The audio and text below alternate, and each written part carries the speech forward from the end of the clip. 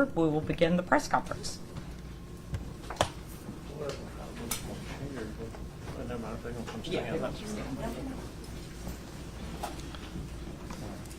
Even it out a little bit. Please, y'all get behind them. And some might, want to come to the side.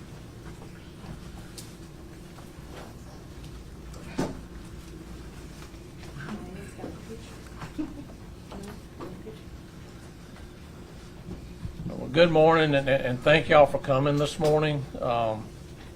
We decided to do this because we've been working the Prichard 8 Mile area extensively for the last probably month and a half, and along with some other areas. But the reason we've concentrated in the Prichard area is we took our numbers, because our crime scene works the homicides in Prichard, and we took those numbers to see where the violent crimes were occurring and use that data to concentrate in those areas. And the main focus is to get illegal guns like this off the street, because that's, those are in the hands of people who shouldn't have them. Most of the people we arrested with those were convicted felons and, will be punished as such when it comes time. The homicide numbers for last year in Prichard was 15 that we assisted working their crime scenes. 911 shows 27 to have occurred. There were 67 shootings, non-fatal shootings in Prichard last year. To date, homicides in Prichard are 15 and non-fatal shootings 23. And our goal is to end as much of this violence as we can. You'll never stop your domestic related homicides or a heated argument that sparked a moment, but people wandering around selling drugs, using drugs with illegal guns in their possession, that's who we're targeting. During the month and a half or so that we've been there, we've experienced multiple car chases. 2 have ended up in crashes. But the most alarming is there were several of those where people bailed from the vehicle with guns in their hands while being chased from the police. And that has a very, very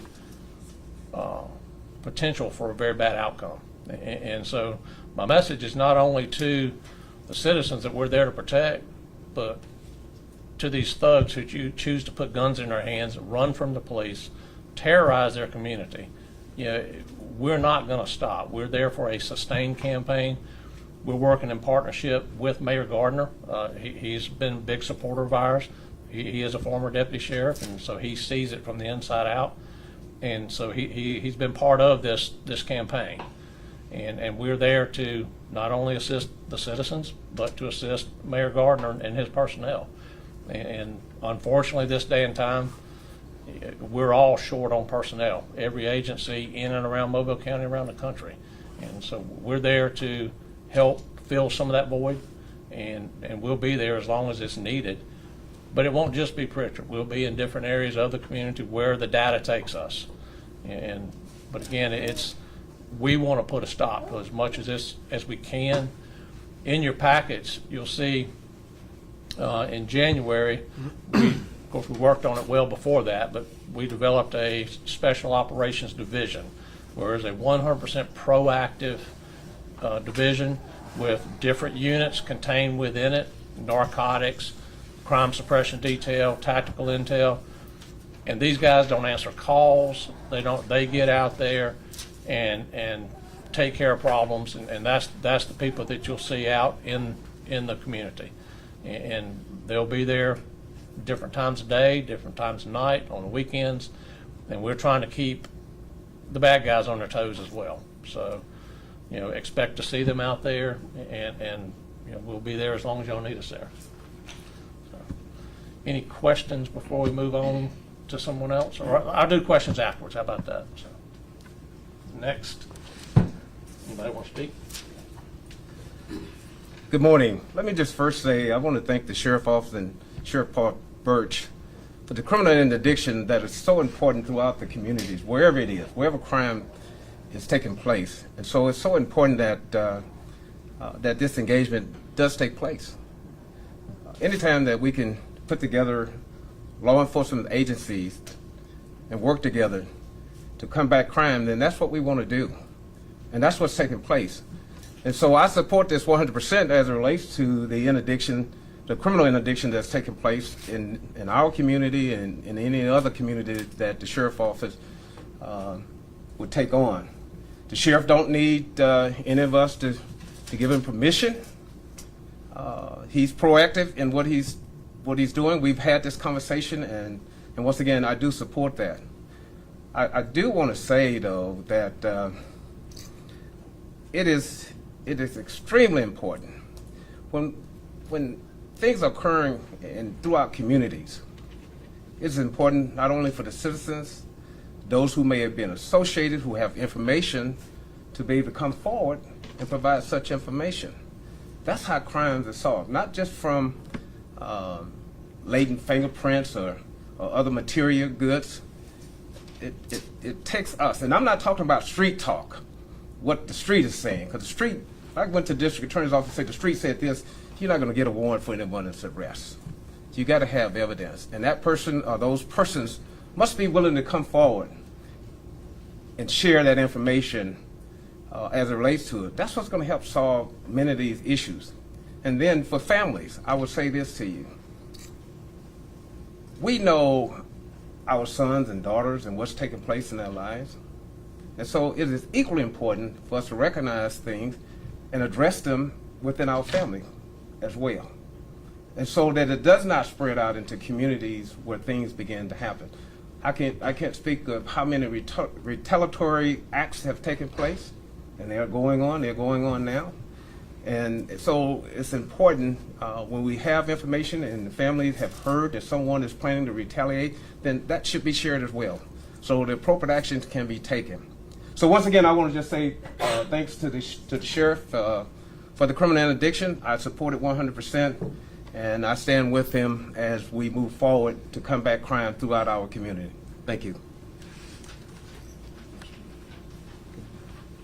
Hi, Carletta Davis, president of We Matter Community Association. We're here today because we got the word that the sheriff's department wants to come into Prichard to help with the crime, and we support that effort. We just want to make it clear that, you know, our community pays into the county. You know, we are contributors, and so these resources are benefits of the county, should come to our community, and we're just glad that Sheriff Burke has seen fit to do so. We want to work with him. We also want to do community engagement with law enforcement, not just the policing part, and so we want to hold community meetings and have them to come in and get to know the community as well. And so we're happy of this announcement, and we support it. Thank you. Anyone else want to speak? Mr. Reed, I think you wanted to speak, didn't you? You don't? Okay, just way to put you on the spot. Did you want to say something? No, ma'am. Okay, anyone else? All right, well, we'll take questions. Yeah, Sheriff, I just want to, how, in terms of just total manpower, how many people were you going to be talking about that are being purchased regularly? And are they just going to be like patrolling, looking for crime, or investigating, you know, tips in specific cases, that kind of thing? All of the above. Again, they're patrolling. We have undercover people out there as well as uniformed people, and able to identify, you know, crimes in progress, and or people that are in the middle of say drug crimes, and call that out to marked units, and we respond accordingly. And how many people in terms of manpower? At any given day, you know, because of court and other duties, there's anywhere from 10 to 14 people out there each and every day. What was typical before you guys moved in this effort? I mean, before we began this effort, you know, if narcotics happened to be working a case in Prichard, you know, there'd be their support personnel with them. But short of that, you know, maybe some of the civil, you know, deputies would, you know, in doing their duties, would be rolling through Prichard. And Mayor, just for comparison's sake, what is the Prichard police force size at this point? We don't do numbers, but we have the coverage for the areas in which they are accountable for. I'm just trying to, in terms of like a On percentage, how much an that average day, there are about 18 to 22 folks who are actually out on that particular shift. So this is a substantial augmentation. Oh, without a doubt. This is something that's important, and I can't say enough as it relates to more people out to combat crime. That is a plus. You said that you guys really started this in January. Is there a time frame you're looking at? Well, we put the division together in January. We've only been, I guess, in this proactive operation in the Prichard area for about a month and a half. And yet, no, there is no time frame until we get some things under control. Again, getting more illegal guns and drugs off the street. We'll be there as long as we need to be there. And that's what we created this division for, is to be proactive and attack crime where it's happening, when it's happening. And Sheriff, did you just sort of come to this just by yourself, or are you responding to city leadership or citizen complaints? I mean, what's the genesis of this? Over years of having worked homicide and drugs for most of my 35-year career, I saw a need and began to see a rise in violent crime over the last few years, not just in Prichard, but all around. And that's why we formulated a plan to put this division in place. I worked on it, with my chiefs till we, fine-tuned it, and there still will be a little tweaking as needs come up, but it's something new to the sheriff's office, but it so far, as you can see, has been really beneficial. And you said you'll go wherever the data takes you. I mean, there's obviously high crime areas in the city of Mobile. Are you doing any operations in the Mobile city limits? We have, but again, city has their own specialty divisions, and unless there's a specific case, say narcotics is working on, or a troubled area that we're aware of, we'll go take care of it. But we do stay in communication with the city as to not interfere with something they may have going. So, Is there a ballpark number of how much of investment this is into handling crime over there? Either payroll or resources? yeah, I mean, these guys' regular duty, and so that's. We do run into overtime occasionally, and that's a bad word nowadays. But it does happen, but we have scaled it back. There is, the mayor and I were talking earlier. There's no dollar that you can put on someone's life and someone's peace in their community. So I'm not going to attach a dollar sign to that. If it costs overtime, it costs overtime. One of the things I said repeatedly when I was campaigning, and it's still my belief today, is that every citizen in our county has the God-given right to live in safety and without fear. And it's my job to make sure that happens. I know this is a relatively new program, but have you or the mayor gotten any feedback from the community since you guys are planning to do this? What kind of feedback have you gotten, if any? It's represented by those who are standing right here, right now.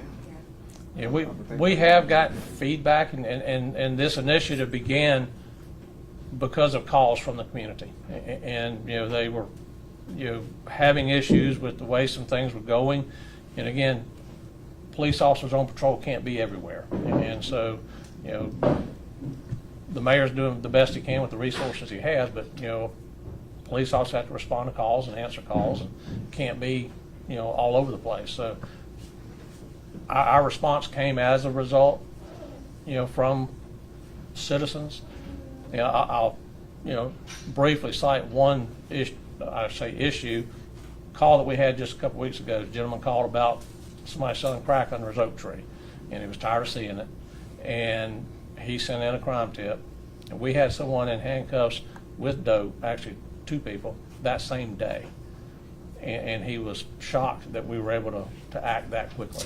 But that's my point in these special operations. They're not tied up writing reports. We get a call on something, they roll on it.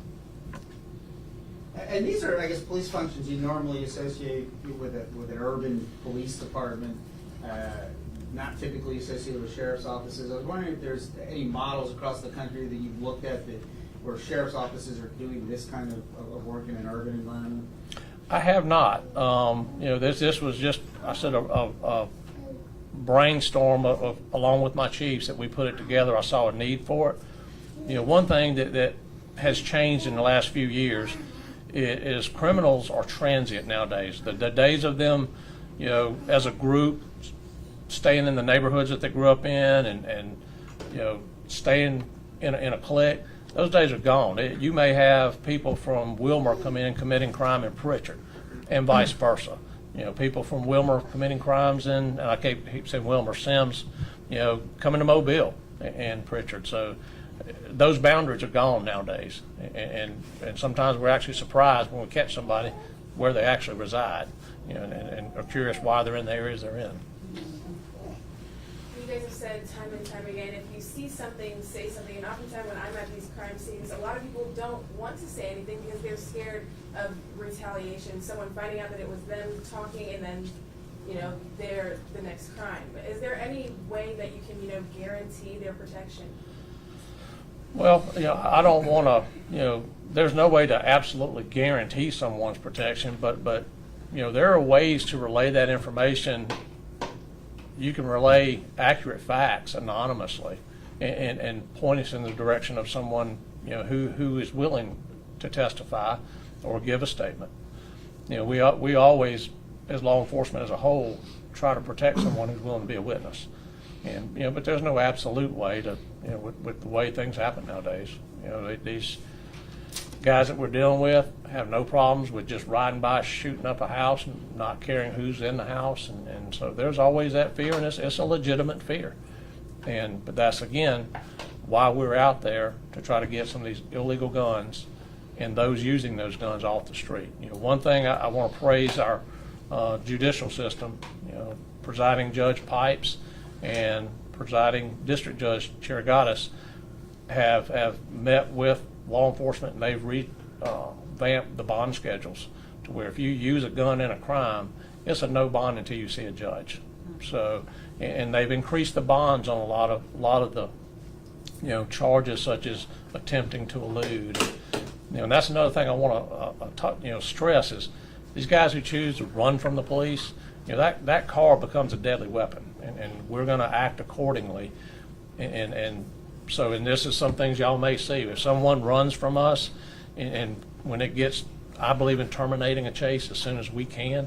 So if you see us ram a vehicle, don't be alarmed, because we're doing that for y'all's safety, so they don't blow through an intersection at 100 miles an hour. But I'm not going to just let people run from the police and there be no consequences. I believe you said there were 26 homicides last year? According to 911, there were 27. Now, we have assisted, our crime scene unit typically works the crime scenes along with Prichard, and we work 15. So we're not sure the change in the numbers. We're looking into that, and they've had 15 to date. And I mean, Mayor, if you could kind of speak to that, 27 homicides, roughly half or so of the homicide city of Mobile has, with a fraction of the population, and the impact much greater, obviously, in a smaller community like that. Certainly it is, and unfortunately, as the sheriff has said, when transits come into cities and commit crimes from wherever they are, it's going to be very tough to combat those kinds of situations. They're going to exist.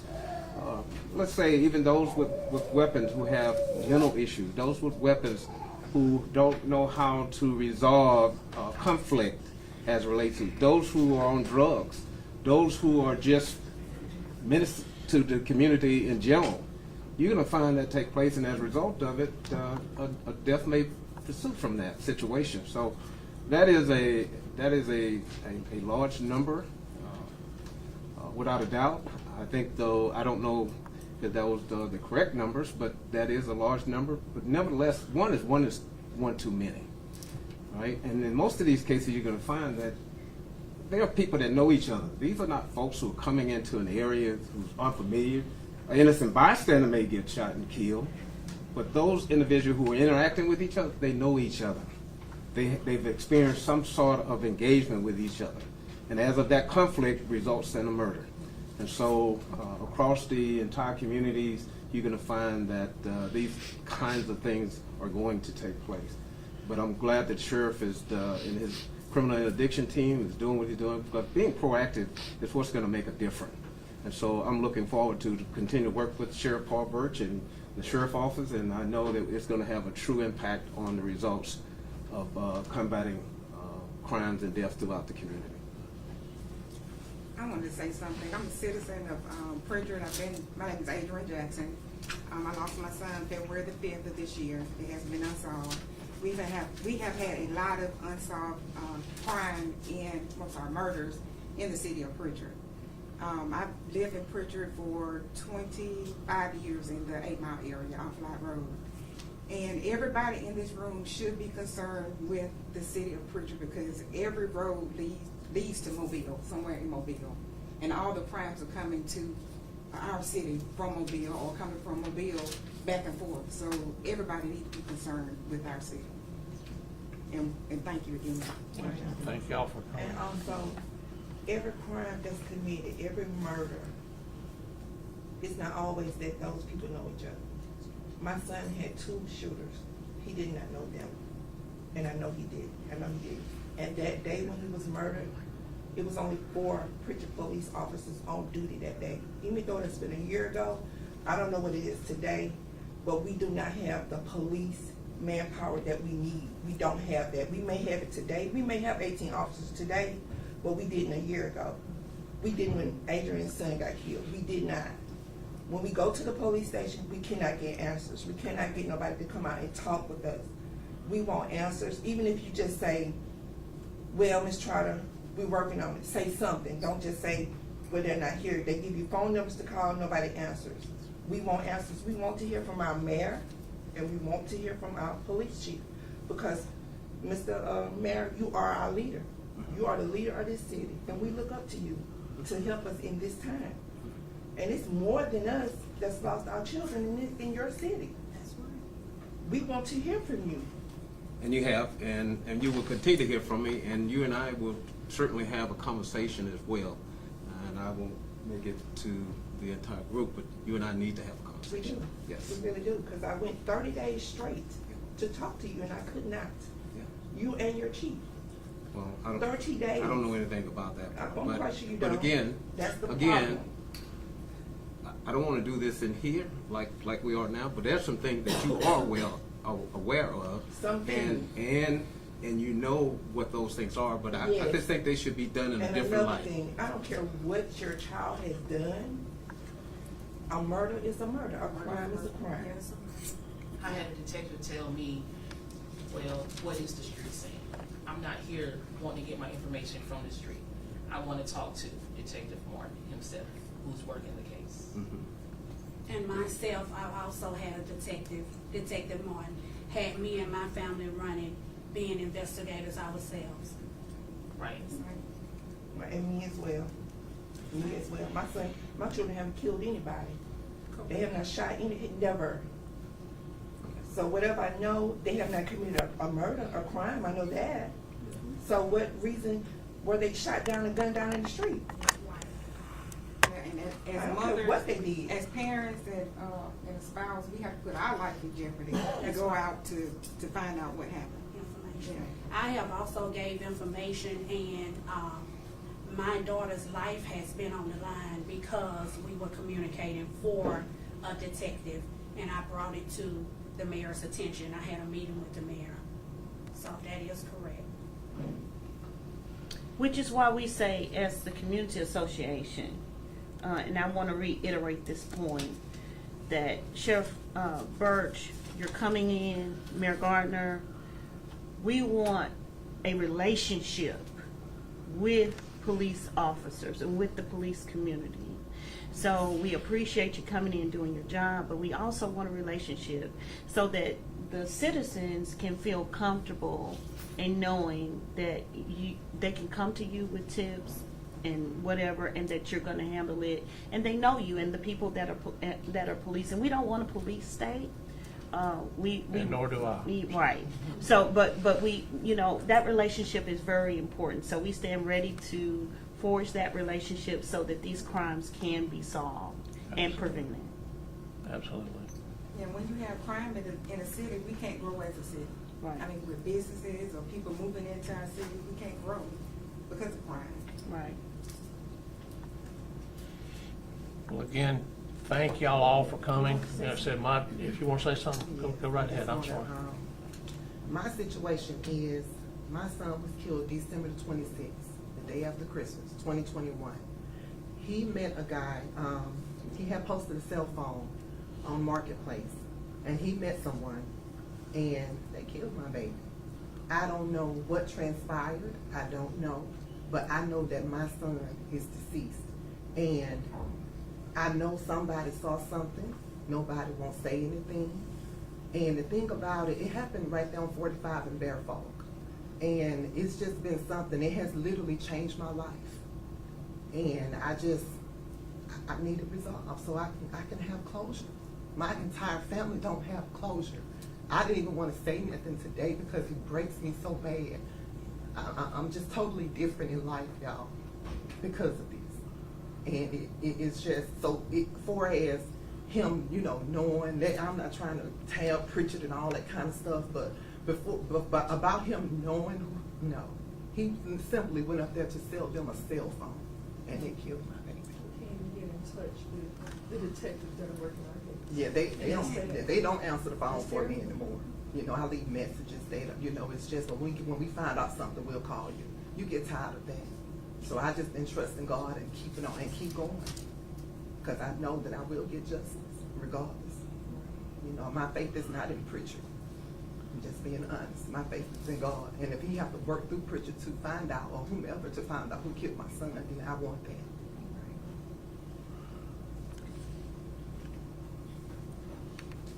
Anybody else? Again, thank y'all for coming. You know, it's sad to me for the reason that you have to be here. You know, but we are here to help. We're going to work in partnership, you know, with the city. But you know, we will always return your call, and we'll always come when you call us. So, but again, there's ways to relay information to the investigators or to the mayor, where you can still stay protected and anonymous, but you can still relay accurate information. And if we need to help facilitate that, we'll be glad to do that. And you know, I will be, you know, when this is done, I'll provide each of y'all my cell number. You can call me direct, and I'll get the information where it needs to go. And again, thank y'all. Thank you, Mayor, for coming. Thank you. I appreciate it. No doubt. Thank Yeah. you. Thank you all. Any more questions? All right. Thank y'all for coming.